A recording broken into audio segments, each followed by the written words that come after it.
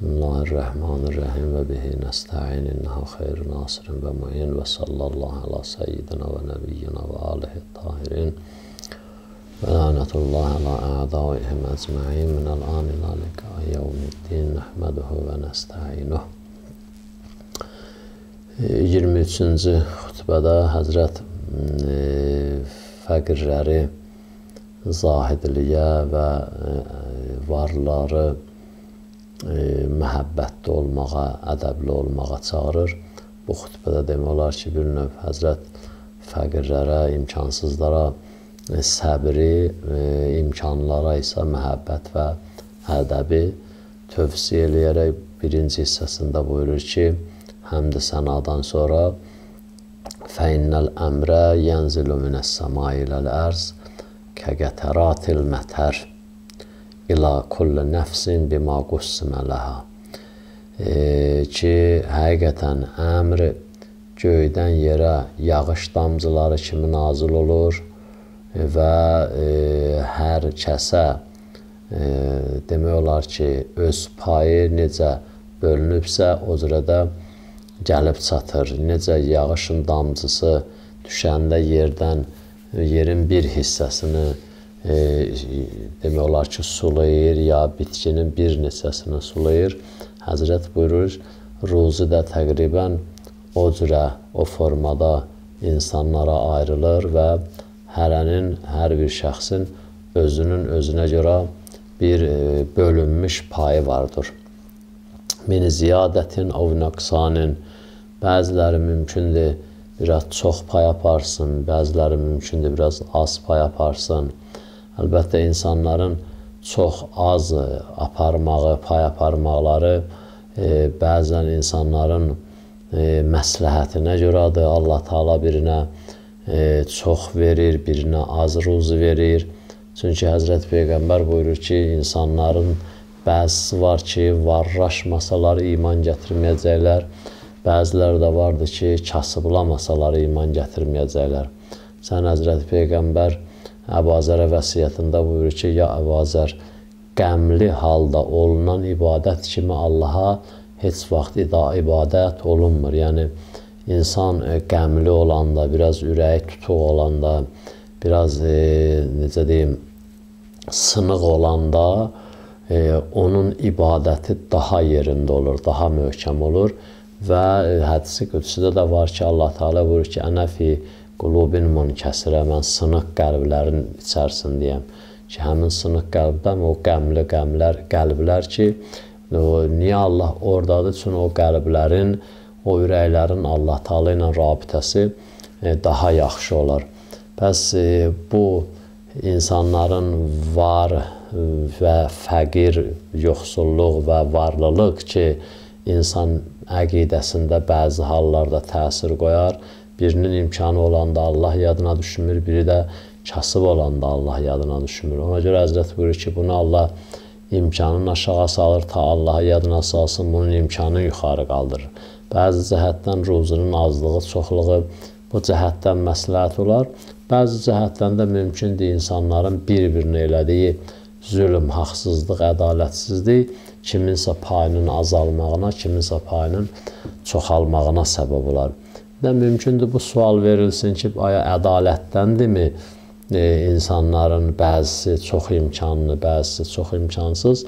Bu bəhsdə ədalət bəhsinin, yəni ədalətsizlik təsəvvür olunmamalıdır. Çünki əsl ədalətsizlik onda olardı ki, insan məsələn heç ruzu tapmaya. Amma bu ki, insanlara dünyada yaşamaqdan ötəri Allah Teala ilə hamıya ruzunu verir, hamıya bərabər verir, o yaşamağa lazım olan miqdarında. İndi ondan artığındadır kimsə. Məsələn, kiməsə heç verməsəydi, kiməsə versəydi, orada ədalətsizlik ola bilərdi. Amma hamıya ki, o dünyada lazım olan qədərində əta eləyir, bəs ondan qalanı, çoxluğunun, azlığının ədalətə dəxli yoxdur və bayaq dediyimiz kimi bəzən İnsanın məsləhəti belə olar ki, bunun ruzusu çox olsun, bunun az olsun. Bəzən də insanların bir-birinə təzahümünün, insanların bir-birinə əziyyətinin nəticəsində kiminsə payı çox olar, kiminsə payı az olar. Ki, Həzrət burada da buyurur ki, kimə nə qədər bölünübsə, o yağış damcıları yerin payına düşən kimi, bölünən kimi, insanlara da o cürə bölünübdür. Fəizə rə'a əhədəkum li əxihi əfirətən fi əhlin ov malin ov nəfsin fəla təkunənnə ləhu fitnətən. Siz nə vaxt ki, bir qardaşınızı, bir mümini var malda, övladda və öz nəfsində, canında üstün gördünüz başqalarına nisbət ki, məsələn, bunun övladı var, çoxdur, bunun varı var, çoxdur, bunun canı sağlamdır, səlamətçiliyi var. Deyir, fəla təkunənnə ləhu fitnətən, ona paxıllıq eləməyin, ona həsəd eləməyin və ona, necə deyərlər, bu barədə bədibin olmayın. Niyə? Fəinnəl mər'əl muslimə ma ləm yaxşə dənaətən təzhəru fəyəxşəu ləhə izə zükirət və yuğra bihə li amannas. Elə ki, deyir, bir insan hər hansı bir iş ki, bundan baş verəcək və bu iş baş verəcək, bundan, bu işin baş verməyi ilə bunun üçün rüsvayçılıq gələcək və pis adamlar bu işin bundan baş verməyindən sui-istifadə eləyəcək və bunun izzət şərəfinin aşağı düşməyinə səbəb olacaq. Hər hansı bir insan bax, bu işin baş verməyindən özünü saxladı. Belə qısa kəlmədə desək ki, hər bir insan ki, pislikdən özünü saxladı, çirkinlikdən özünü saxladı, ya başqa ibarətlə desək, hər hansı bir insan ki, Allahın buyurduqlarına, qanunlarına əməl elədi, əxlaqi keyfiyyətlərə malik oldu. Kana kəlfalicil yasiril-ləzi yəntəziru əvvələ fəvzətin min qidahihi tucibu ləhul məğnəmə. Eyni olar kəlfalicil yasir. Məşhur bir dənə misaldır bu. Ərəblərdə bir növ idman növü olub, müxtəlif sözlə deyən olur, amma səhihi budur ki, bu bir idman növüdür. Bu idman növünü deməli, müsabiqə keçirdərdilər və burada qalibə hədiyyə verərdilər. Adım ki, falicə yasir deyəndə ərəblər onu nəzərdə tuturlar. Deyir, eyni ilə həmin o idmanda iştirak eləyib, müsabiqədə iştirak eləyib, qələbə qazanan adama bənzər. Bu adam ki, pisliklərdən özünü saxlaya, əvvəli mərhələdə, birinci mərhələdə ilə bu müsabiqənin birinci mərhələsində neyniyər?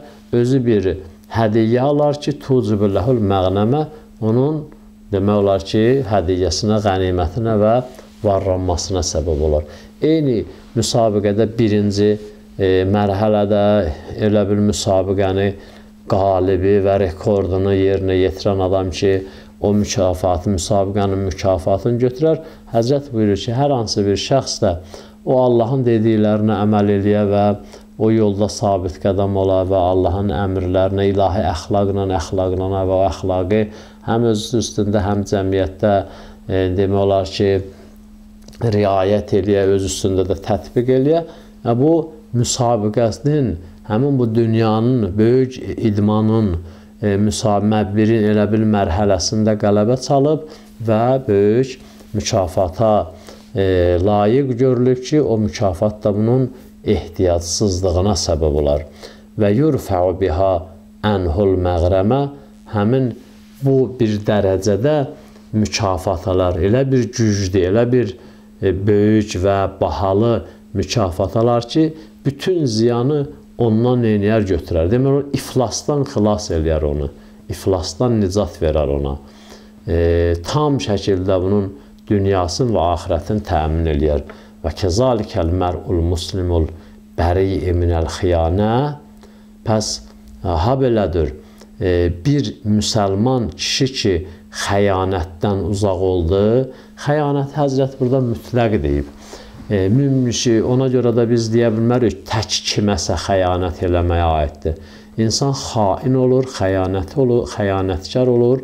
Ola bilər insan insana xəyanət eləyir Ola da bilər ki, insan Allaha xəyanət edir. İnsan insana xəyanət eləyəndə, insanla insanın arasında olan hüquq və qayda qanununa əməl eləmir, olur xain, xəyanət eləyən. İnsan da Allahın əmrlərinə əməl eləməsə, Allahın göstərişlərinə əməl eləməsə, orada da Allaha nisbətən onlar xain, Allahın qanunlarına, hüdudlarına neynəyər? Xəyanət eləyər. Həzrət buyurur ki, hər hansı bir insan ki, xəyanətdən uzaq oldu, yəni nə Allaha nisbət xəyanət eləmədi və nə bəndiyə nisbət xəyanət eləmədi. Əlbəttə, bəndiyə də xəyanət eləmək bir növ Allaha xəyanət eləməkdir. Çünki bəndə Allahın bəndəsidir. İnsan Allahın bəndəsi ilə rəftar eləyəndə o bəndəni nəzərə almamalıdır. Əslində, Allahı nəzərə almalıdır, sahibin nəzərə almalıdır ki, bunu kimə xatir mən hörmət eləməliyəm və bunun tərəfdarı kimdir və mən buna hörmətsizlik eləyəndə və mən buna zülm eləyəndə, mən buna əziyyət eləyəndə kimlə tərəf oluram və bunun qisasını kim alacaq məndən? Ona görə rivayətdə varımızdır, deyir, İttəqu zulmə mən la nasirə ləhu illallah. Allahdan başqa köməyi olmayana əziyyət eləməkdən özünü saxla onu, zülm eləməkdən özünü saxla onu. Niyə? Çünki bunun qanunun deməli, qisasını və bunun bu əziyyətinin qisasını bir var mən alam, bir var oğlu ala, bir var atası ala, bir var qohumu ala, bir də var onun qisası alanı kimdir? Allah Teala'dır. Ona görə həmin insan Allah Teala ilə tərəfdir. Bəs əgər bir nəfər özün Allaha və Allahın məxluqatına xəyanət eləməkdən saxlasa, Həzrət buyurur ki, yəntəzr minəllahi ihdəl husnəyin. Allah tərəfindən 2 dənə yaxşılıqdan birini gözləsin. Təkrar edirəm. Hər bir şəxsi xəyanətdən özünü qorudu, saxladı. 2 dənə yaxşılıqdan, gözəllikdən gözləsin ki, biri Allah tərəfindən hökmən buna nə olacaq? Nazil olacaq. İmmə da'iyyəllahi fəma indəllahi xeyrun lə.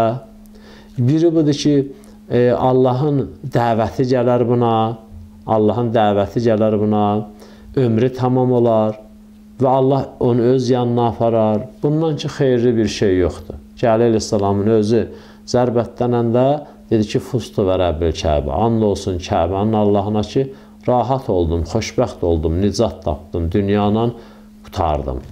Ya bu dəvətçələr insanı aparar və imma rizqəllah, ya da ki, hələ dünyada yaşayış davam eləyər.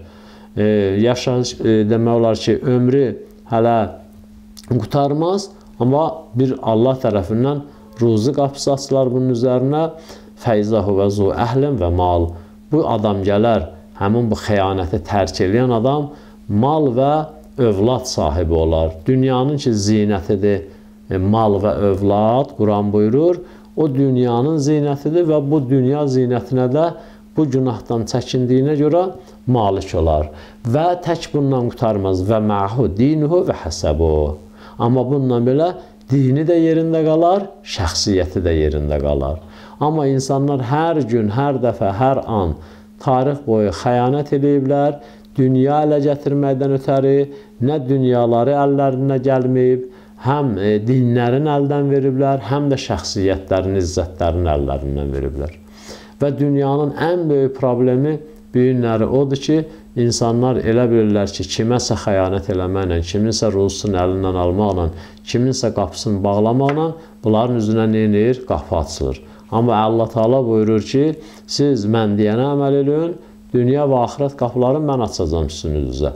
Ki, Həzrət də buyurur ki, kim xəyanətdən uzaq olsa, Allah onu dəvət edir, bir dəfəri rahat olar, aparar bir eşdinə daxil olar ki, əbədin əl-mülkün layəb-lahi tükənməz bir dənə mülkdir. Ya da ki, dünyada ömrün davam elətdirər onun, var dövlət verər, övlad verər ona.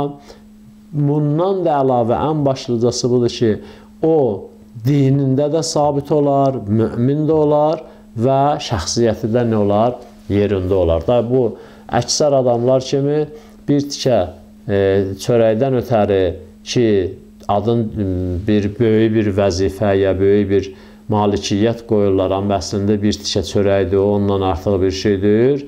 Görürsən, dinlərin satırlar, həm dünyaları gedir, həm dinləri gedir və həm də şəxsiyyətləri gedir aradan. Və innəl malə vəl bəninə hərsud dünya. Maldır, övladdır, bunlar dünya əkinəcəyidir ki, Allah Teala buna bu dünyanın əkinəcəyinə bərəkət verir. Vəl əməlu salihu hərsul axirə.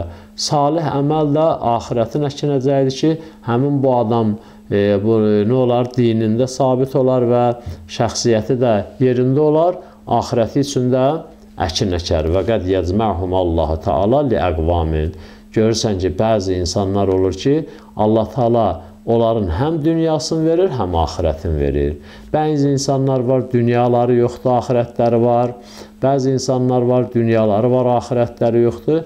Amma bəzi insanlar da var ki, Allah Teala o elədikləri əməlin nəticəsində onların həm dünya əkininə bərəkət verər, həm də axirət əkininə bərəkət verər. Dünya əkininə də bərəkət verməyə mənası deyil ki, insanın milyardları olsun.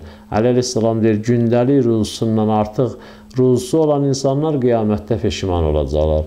Həyatı təyyibəsi var, pak bir həyatı var, yaşayışı var, gündəlik keçinəcəyi var və ona lazım olan dünyada istifadə olunan şeyləri var.